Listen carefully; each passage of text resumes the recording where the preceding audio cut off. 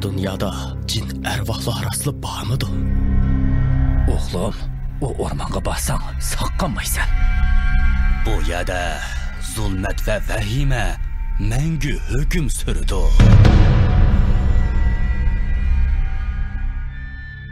Cho'ng tipdagi vahimalik asari tirilgan arvoh.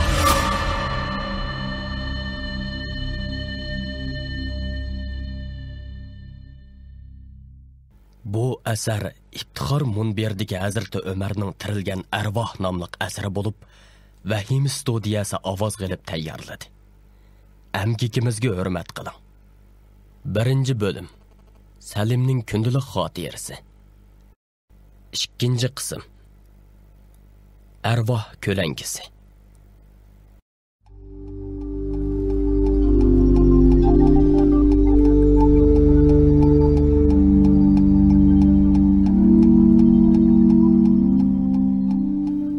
Shamshar arvohlar qabristonligidagi qal'aning ostiga joylashgan yer osti shahrining eng ichkirisidagi oltin saroyga qo'yilgan. Saroy ichida 3 eshik bor bo'lib, buning birida Shamshar bor. Qolgan ikkisiga kirib qolsangiz, ichinishli holda o'lib ketasiz.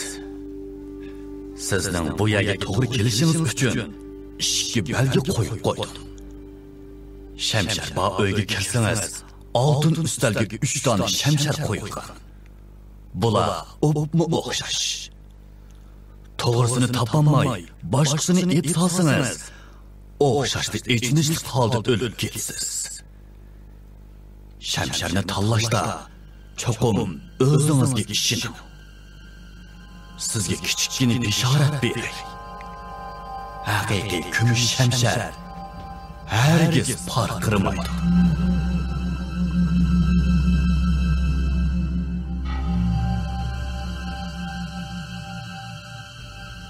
Kumush shamshar haqida faqat mushinchilikli xotirlangan edi. Demak, bu shamsharni qo'lga tushirsam, planimni ishga oshirishga zo'r yordami bo'ladak. U yerga borgandan keyin bu xislatlik shamsharni izlashni ko'nglimga pukib qo'ydim. 2 soatdan keyin uchaylan keldi. Uchilisi cho'ng sayohat so'mkisini yudib olgan bo'lib, ko'zidan bir xil g'amkinlik chiqib turadi. Sizlarga nima bo'ldi? Ajbo berishdan qo'rqyotamsizlar yoki bir ishdan ansirayotamsizlar? Yo'q, unda emas. Mangdigan chig'imda opam yig'lab ketdi. Eminning bu gapini anglab ko'nglim bir qismili bo'lib qoldi. Men so'mkamni elib ota-onamning yoniga keldim. Men ularning ko'zidan faqat xotirjamsizlikni ko'ra oldim. Menda bir xil sezim paydo bo'lib, yuragimni mo'jidi.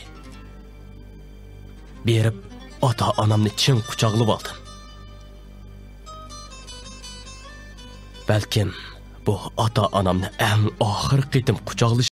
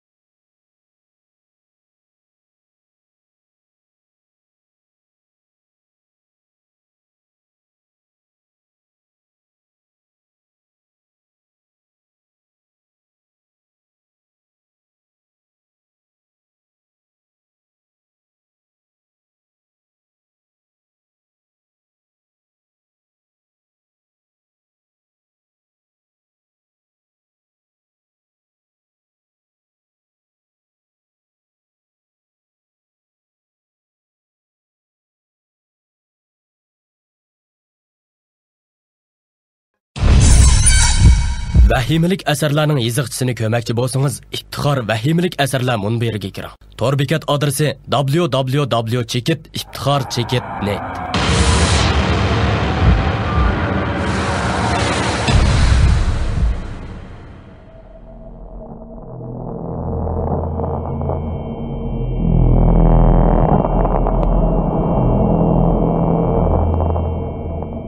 Hammamizning ko'nglimiz parishon holatda cheklangan o'rmon oldiga keldik. O'rmon ichi burunqidakla timtos. Daraxtlarda sayrayotgan qushlar, u yoq bu yoqqa yugurishayotgan to'shqonlar bor edi. Havosi nihoyat saf. Shunchalik go'zal bir o'rmonga o'sha arvohlar vahima qalpig'ini kiygizib qo'ydi desa. 15 minutcha mangandan keyin tog'dagi yiliqi kichik o'nkirga kirdik. O'nkirga kiribla hammamiz cho'chib ketdik. Chunki o'nkir ichida bir bo'ri bo'g'izlangan, qip-qizil qonga milangan holatda ko'zi ochiq yotadi. Men bo'rining qo'rqinishga to'lgan shu birjib ko'ziga qarab andishiga tushdim. Bu chaqda Salimning aksi Ali bo'riga qarab qaytib qolgan edi. Nim bo'ldi? Mening inimmi shundoq o'ltirilibdi ekan. Ha? Bu gap peshonamda tutun chiqaribdi.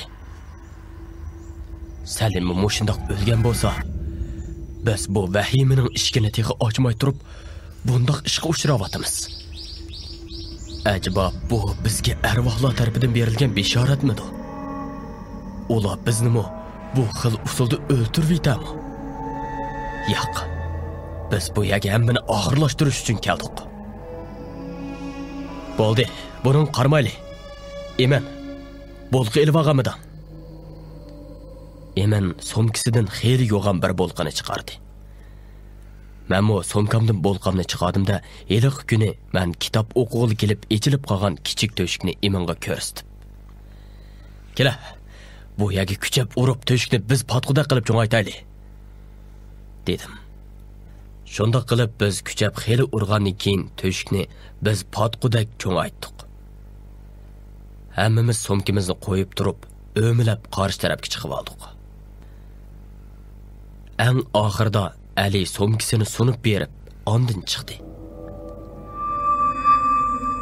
Mana biz Salimning kundalik xotirasi tilga ilingan arvohlar o'rmonliq oldiga keldik. Bu o'rmon kunduz bo'lsa-mu, unch yo'riq emas edi.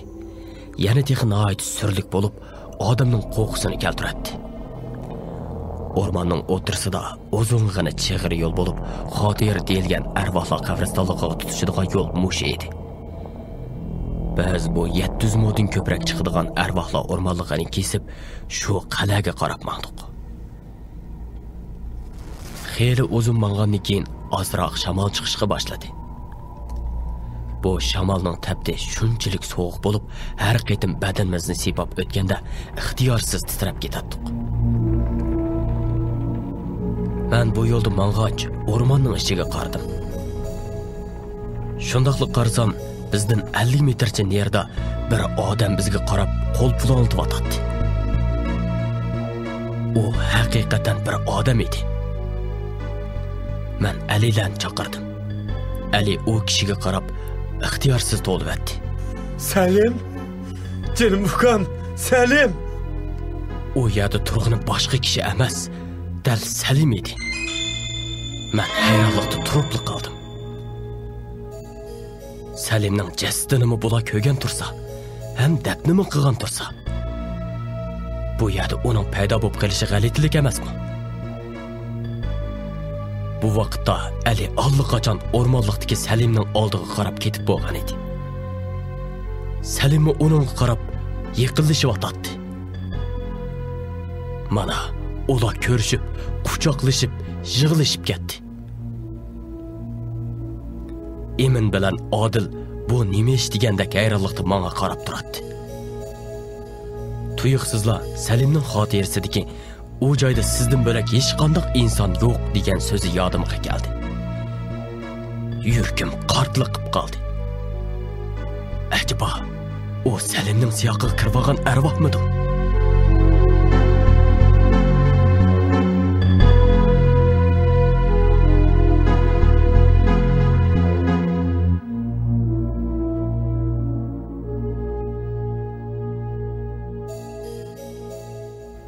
bu asarning davomiga qiziqsangiz, vahima salonimizni qo'shib eling. Yiziqcha nusxasini ko'rmoqchi bo'lsangiz,